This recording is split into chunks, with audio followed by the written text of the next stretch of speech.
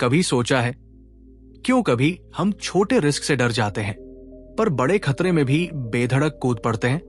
क्यों रेयर चीजें हमें ज्यादा आकर्षित करती हैं, भले ही उनकी संभावना लगभग शून्य हो? और क्यों एक ही बात अगर अलग शब्दों में कही जाए तो हमारा फैसला पलट जाता है? डैनियल कहनेमान इस हिस्से में हमारे डिसीजन मेकिंग की गहराई खोलते हैं। वो दिखाते हैं कि हमारा दिमाग गणित से नहीं, फ्रेमिंग, इमोशन और तुलना से काम करता है। इस हिस्से में हम उतरेंगे 4 शक्तिशाली इल्यूशंस में। दी फोरफोल्ड पैटर्न ऑफ रिस्क, जब दिमाग जोखिम को 4 हिस्सों में बांट देता है, सर्टेनिटी, पॉसिबिलिटी, होप और फियर। रेयर इवेंट्स, जब असंभव चीजें भी हमें मोहित करती हैं क्योंकि हम प्रोबेबिलिटी नहीं, कहानी महसूस करते हैं।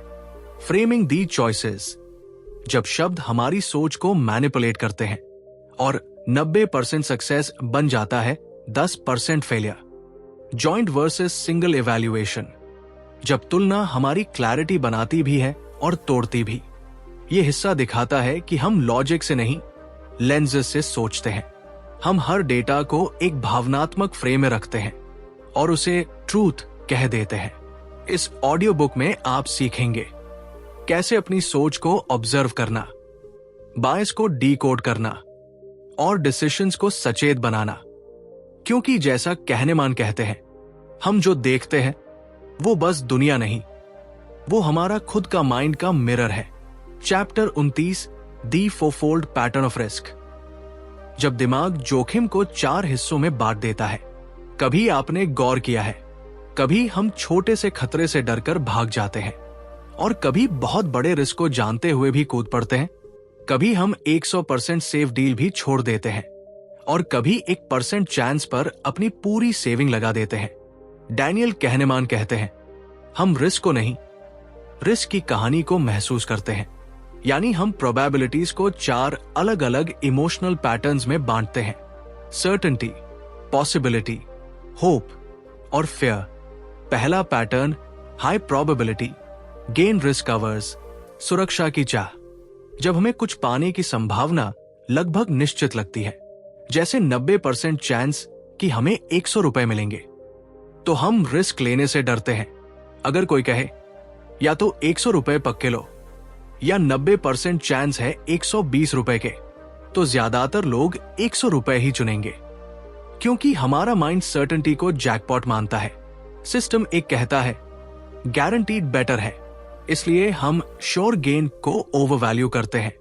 कहनेमान इसे कहते हैं सर्टेनिटी इफेक्ट। हम लॉजिक से नहीं, सिक्योरिटी से ड्रिवन होते हैं। दूसरा pattern, high probability, loss risk seeking, नुकसान से बचने की जिद। अब इमेजिन कीजिए 90% चांस है कि आप 100 रुपए खो देंगे या आप गैम्बल करें। 90% चांस है कि 120 रुपए हारेंगे, पर 10% चांस है कि कुछ नहीं खोएंगे। अब आप क्या करेंगे? ज्यादातर लोग गैम्बल चुनेंगे क्योंकि माइंड कहता है शायद बच जाओ। यहां हम रिस्क लवर बन जाते हैं क्योंकि लॉस के सामने लॉजिक नहीं, डेस्परेशन काम करती है। कहनेमान कहते हैं people are risk seeking in losses because they hate regret more than danger. हम चांस नहीं, एस्केप खरीदते हैं। तीसरा pattern, low probability, gain risk seeking, उम्मीद का नशा। अब सोचिए 1% चांस है कि आपको 10 लाख रुपए मिलेंगे। क्या आप 100 रुपए खर्च करेंगे लॉटरी टिकट पर? ज्यादातर लोग करेंगे क्योंकि सिस्टम एक कहता है कहीं मैं ही लकी निकला तो। यहां हम रैशनल नहीं, होपफुल ड्रीमर्स बन जाते हैं। कहनेमान कहते हैं small probabilities of large gains create fantasies. Lottery, crypto hype, startup dreams, सब इसी बायस पर चलते हैं। हम रेयर पॉसिबिलिटी को ओवरवैल्यू करते हैं क्योंकि उसका इमेजिनेशन बहुत स्ट्रांग होता है। चौथा pattern, low probability, loss risk covers, डर का इल्यूजन। अब उल्टा सोचिए, 1% चांस है कि आपका प्लेन क्रैश होगा या कोई बीमारी पकड़ लेगी। आप क्या करेंगे? आप पैनिक करेंगे, इंश्योरेंस खरीदेंगे, फ्लाइट अवॉइड करेंगे क्योंकि रेयर लॉस का विजुअल बहुत इंटेंस है। सिस्टम एक इमेजिन करता है, क्या होगा अगर मेरे साथ हुआ, और बस प्रोबेबिलिटी इररेलेवेंट हो जाती है। कहनेमान कहते हैं, people overpay to eliminate tiny risks because they can't bear the image of tragedy. हम रैशनली नहीं, इमोशनली इंश्योर करते हैं, the emotional map of risk. Kahneman ने बताया, इन चारों पैटर्न्स को समझना मतलब मानव मन के रिस्क मैप को समझना। हम सर्टेनिटी को ओवरवैल्यू करते हैं, पॉसिबिलिटी को रोमांटिसाइज करते हैं, लॉस से भागते हैं और रेयर डेंजर से डिस्प्रोपोर्शनेट डरते हैं। हम प्रोबेबिलिस्टिक क्रीचर्स नहीं हैं, हम स्टोरी ड्रिवन रिस्क टेकर्स हैं। असली सबक, कहनेमान कहते हैं, understanding risk is not about numbers, it's about noticing your emotions. अगर आप जानते हैं कि आपका दिमाग किस क्वाड्रेंट में सोच रहा है, तो आप खुद को बाय से बचा सकते हैं। जब भी कोई डिसीजन सामने हो, रुकिए और पूछिए, क्या मैं सर्टेनिटी ढूंढ रहा हूं या पॉसिबिलिटी के नशे में हूं? क्या मैं लॉस से भाग रहा हूं या गेन के इल्यूजन में फंस रहा हूं? यही अवेयरनेस आपको इरैशनल रिस्क टेकर से रैशनल स्ट्रैटेजिस्ट बना देती है। उनका 29वां सबक यही सिखाता है, हम रिस्क से नहीं, रिस्क की कहानी से इन्फ्लुएंस होते हैं। और जो व्यक्ति इमोशन के ऊपर प्रोबेबिलिटी देखना सीख जाए, वो डरते हुए भी सोच सकता है और सोचते हुए भी सपना देख सकता है। Chapter 30, rare events. जब असंभव भी हमें आकर्षित करता है। कभी सोचा है, जब कोई कहता है ये तो लगभग नामुमकिन है, तो हमारा मन डरने के बजाय जाग क्यों जाता है? हम रेयर चीजों से मोहित क्यों हो जाते हैं, चाहे वो जैकपॉट जीतना हो या लाइटनिंग स्ट्राइक का डर? डैनियल कहनेमान कहते हैं, हम रेयर इवेंट्स को वैसे नहीं देखते जैसे वो है, बल्कि वैसे जैसे वो हमें महसूस होते हैं। और यही से शुरू होता है the psychology of the impossible. हमारा दिमाग प्रोबेबिलिटीज नहीं, पॉसिबिलिटीज में सोचता है। अगर कोई इवेंट ड्रामेटिक है, इमोशनल है या इमेजिन करने लायक है, तो उसका इंपैक्ट स्टैटिस्टिकल वेट से कई गुना ज्यादा होता है। कहनेमान कहते हैं, low probability events are overweighted in our minds. यानी जो चीज लगभग असंभव है, वो हमारे अंदर डिस्प्रपोर्शनेट रिएक्शन पैदा करती है, डर और आकर्षण का दोहरा इल्यूजन। रेयर इवेंट्स दो तरह के होते हैं, एक वो जिनसे हम डरते हैं, जैसे एक्सीडेंट, इलनेस, डेथ, और दूसरे वो जिनसे हम मोहित होते हैं, जैसे फेम, फॉर्चून, मिरेकल। दोनों का पैटर्न एक जैसा है, वो दुर्लभ है पर विविध है। हम उनका विजुअलाइजेशन इतना गहराई से कर लेते हैं कि प्रोबेबिलिटी इररेलेवेंट हो जाती है। जब हम रेयर ट्रेजेडी की खबर देखते हैं, तो हमारा सिस्टम एक कहता है, ये मेरे साथ भी हो सकता है। जब हम रेयर सक्सेस स्टोरी सुनते हैं, तो वही सिस्टम एक कहता है, क्यों नहीं, मैं भी कर सकता हूं। यानी हमारा दिमाग दोनों एक्सट्रीम्स को ज्यादा महत्व देता है, जो हमें डराता है और जो हमें इंस्पायर करता है। बाकी सब, ऑर्डिनरी, एवरेज, रियलिस्टिक, उसे बोरिंग लगता है। लॉटरी, मीडिया और इमेजिनेशन। लॉटरी इसका परफेक्ट एग्जाम्पल है। हम सब जानते हैं 1 करोड़ में एक चांस है, पर जब हम किसी विनर की फोटो देखते हैं, तो माइंड इंस्टेंटली इमेजिन करता है, वो मैं हो सकता हूं। कहनेमान कहते हैं, vivid stories make rare events feel frequent. और यही इल्यूजन मीडिया एम्पलीफाई करती है। हर रेयर इवेंट हेडलाइन बनता है, हर एक्सेप्शन रूल जैसा दिखता है। धीरे धीरे हमारा ब्रेन मानने लगता है कि रेयर इवेंट्स एक्चुअली कॉमन है। इसी तरह जब कोई प्लेन क्रैश होता है, तो कुछ दिन हम उड़ान से डरते हैं, पर जब कोई फ्लाइट सेफली उतरती है, तो हम उसे न्यूज ही नहीं मानते। हमारा माइंड एक्विलिब्रियम को इग्नोर करता है और एक्सट्रीम्स को मैग्नीफाई करता है। वह brain can't handle rarity. System एक को प्रोबेबिलिटी समझ में नहीं आती, वो सिर्फ पॉसिबल वर्सेस इम्पॉसिबल देखता है। सिस्टम 2 प्रोबेबिलिटीज जानता है, पर वो स्लो है और ज्यादातर समय सोया रहता है। इसलिए जब कोई कहता है 1% चांस है, तो सिस्टम एक उसे हो सकता है मान लेता है। और जब कोई कहता है 99% सेफ है, तो वही दिमाग विस्पर करता है, पर क्या गारंटी है? कहनेमान कहते हैं, emotion magnifies small probabilities into certainties. हम डर और उम्मीद दोनों को 100% मान लेते हैं। The real world cost of rare thinking. Rare event bias हमारी इकोनॉमी और पॉलिसी दोनों को प्रभावित करता है। हम ओवर इंश्योर करते हैं स्मॉल रिस्क्स को। फ्लाइट कैंसिल हो गया तो क्या होगा? मोबाइल गिर गया तो कवर चाहिए। और अंडर इंश्योर करते हैं रियल रिस्क्स को।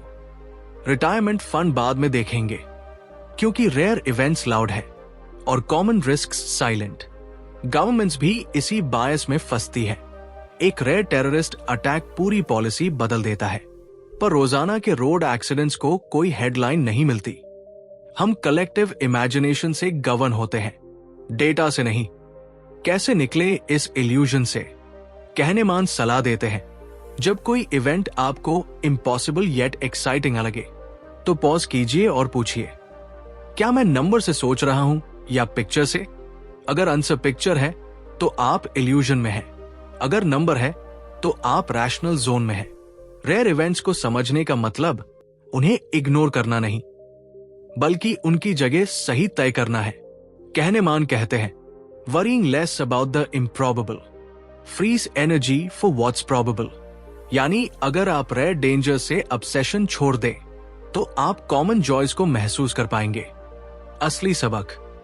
कहनेमान का 30वां सबक कहता है, हमारी दुनिया रेयर इवेंट से नहीं चलती, पर हमारी कल्पना उन्हीं से चलती है।